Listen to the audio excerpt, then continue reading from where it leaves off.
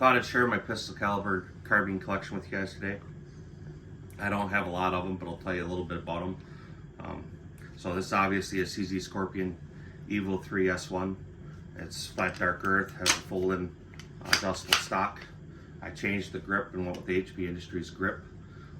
It's got an aim-point Comp M2 on it and a little yellow insert that goes in, turns the lenses yellow. It makes it a lot faster to shoot. It has the Magpul angled foregrip. It's an eBay muzzle brake. I thought I'd try it. It's garbage. Don't get it. This has a Timney single stage trigger. Brakes at 3 pounds. This also has the Ascalon 125% increased strength recoil spring. Made a huge difference in the way the gun shoots. If you have one of these, try that spring. They're relatively cheap. They're easy to put in, and it changes the whole feel of the firearm. Definitely a good improvement.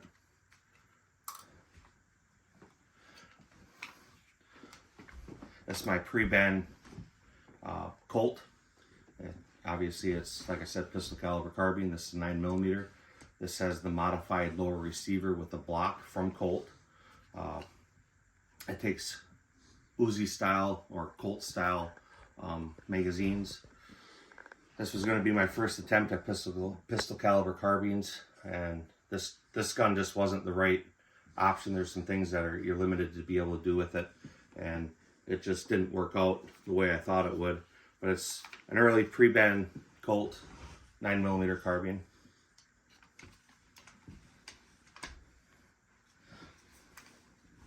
This is my carbine, my pistol caliber carbine that I use for Steel Challenge or USPSA. Again, I got the aim-point Comp M2. A lot of my guns I shoot a lot. I run the same optic. It just makes sense to be able to pick things up and a little bit easier to get to it. It's got a Magpul stock. I get 6-position stock. This has a JP silent cap spring in there for the 9mm carbines. This has a Timney trigger in it, flat face, single stage, brakes about 3 pounds. Nothing done to the grip, doesn't need it. I don't even have the ambi safety on here. I should.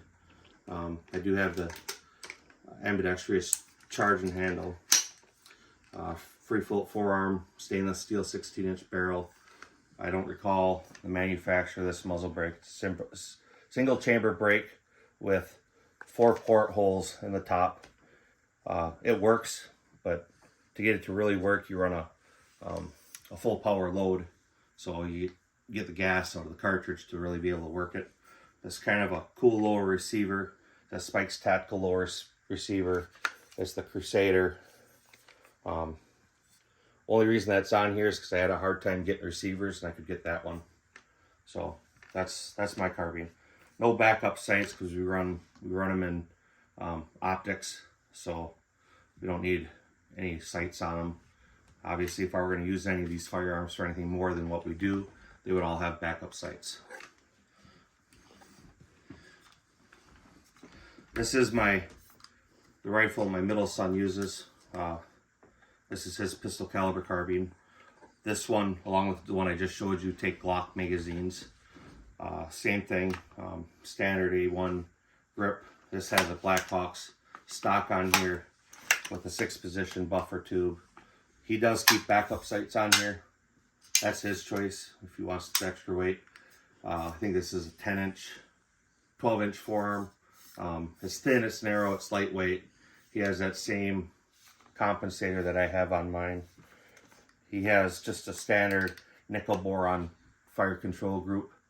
One thing he does have on here that I don't have in mine is he has the Spikes Tactical 8.8 ounce buffer.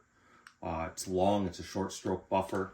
If you notice, the gun, the action of it goes very, it's short. It cycles a lot faster. With the extra weight, it makes it cycle really soft.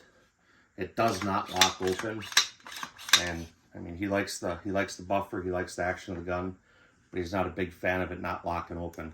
Again, Comp M2, I'm pretty universal on on a lot of things across my platforms. And that optic is definitely one of them we use a lot.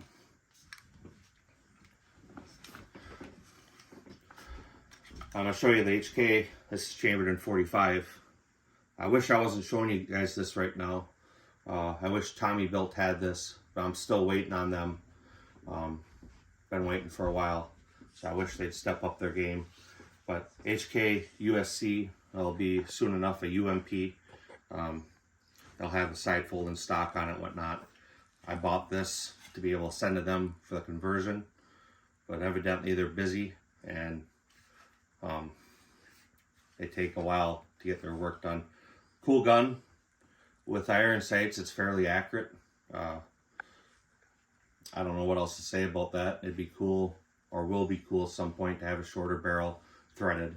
But for now, this is what it is. So this is my Thompson Deluxe, chambered in 45 ACP.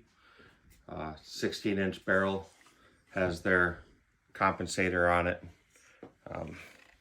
Wood furniture, flip up rear sight, or folded, you can use it.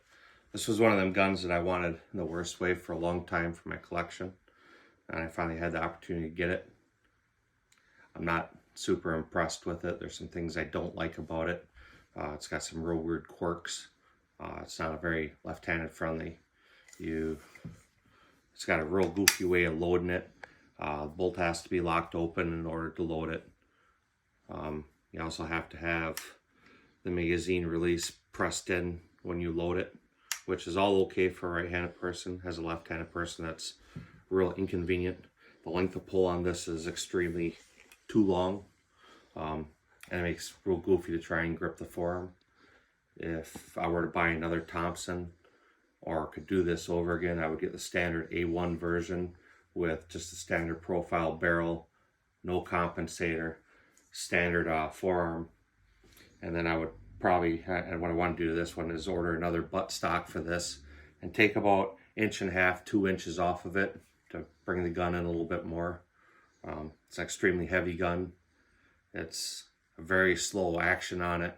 It's newer now. It's, I mean, maybe 400 or 500 rounds through it. So it's not broken, but very stiff springs. It's hard to manipulate. Cool to have in a collection, but in reality, it's not as cool as it should be. So thank you for watching. If you made it through the end, I appreciate it. And that was my pistol caliber carbine collection. So I hope it was nice and short for you. Appreciate it. Thank you.